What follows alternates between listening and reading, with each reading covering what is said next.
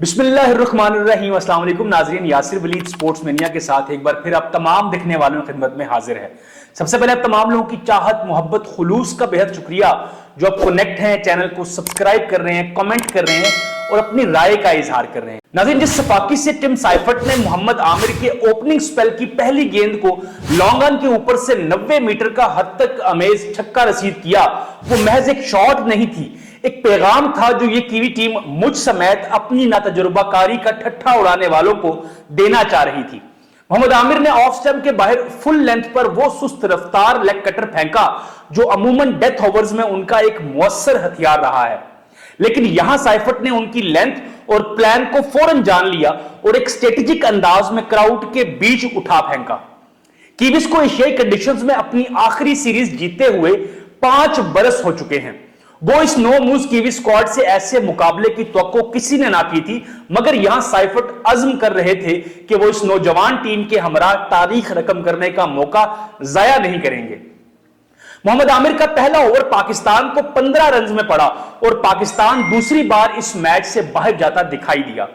पहली बार यह कैफियत पाकिस्तान पर तब तारी हुई जब फखर जमान क्रीज पर आए। फखर जमान तने तनहा पाकिस्तान के लिए कई ऐसी काबिल जिक्र फतूहात हासिल कर चुके हैं जो उनकी सलाहियतों की तायीद में लाई जा सकती है, मगर टी20 क्रिकेट में उनकी हालिया मुश्किलात यहां एक बार फिर खुलकर सामने आई। पावर प्ले के बाद पाकिस्तानी इनिंग्स को वो उठान पकड़ना थी कि जिससे 190 रन के मजमूए की राह हमवार होती। वो दूसरे किनारे से बाबर आजम रन बटोरते रहे, मगर फखर जमान की इब्तदाई मुश्किलात सुझाते सुझाते मिडिल ओवर्स बीत गए और अचानक डेथ ओवर्स आन पड़े। मिडिल ओवर्स में कीवी स्पिनर्स हावी हुए और पाकिस्तान का रन रेट गिर गया। अगरचे वर्ल्ड कप से पहले सिलेक्शन के तजुर्बात के लिए पाकिस्तान को अभी 2 मजीद सीरीज मुयस्सर हैं, मगर अब थिंक टैंक को यह भी सुलझाना जरूरी हो चुका है कि फखर जमान टॉप 3 से बाहर पाकिस्तान के लिए कैसे मुअस्सर साबित हो सकते हैं।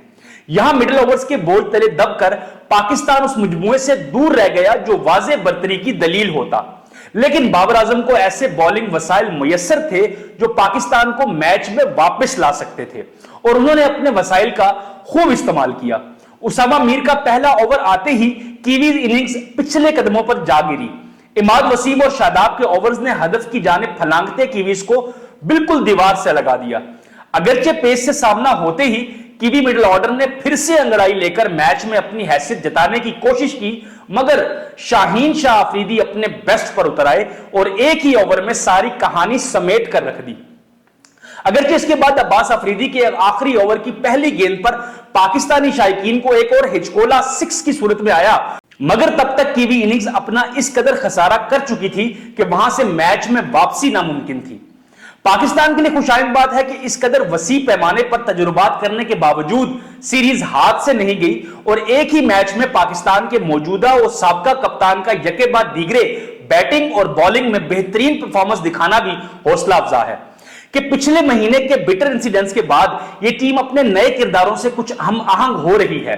खैर, 5 मैचों की सीरीज 2-2 से बराबर रही और अभी वर्ल्ड कप से कबल 2 सीरीज हैं वर्ल्ड कप की तैयारी के लिए, लेकिन बहुत जरूरत है हमें बॉलिंग पर काम करने की।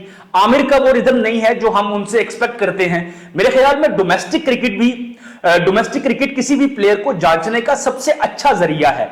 हमें चाहिए कि हम अपने डोमेस्टिक स्ट्रक्चर पर काम करें और वहां से एक बेहतर टीम तरतीब दे, न कि पीएसएल की कुछ परफॉर्मेंसेस से। प्रोग्राम का वक्त यहां पर खत्म हुआ। उम्मीद है प्रोग्राम पसंद आया होगा। आखिर में वही गुजारिश जो आपसे करता हूं, वीडियो को लाइक, शेयर और कमेंट करें और चैनल को सब्सक्राइब कर दीजिएगा। अपने मेजबान यासिर वलीद को दीजिए इजाजत। अल्लाह हाफिज।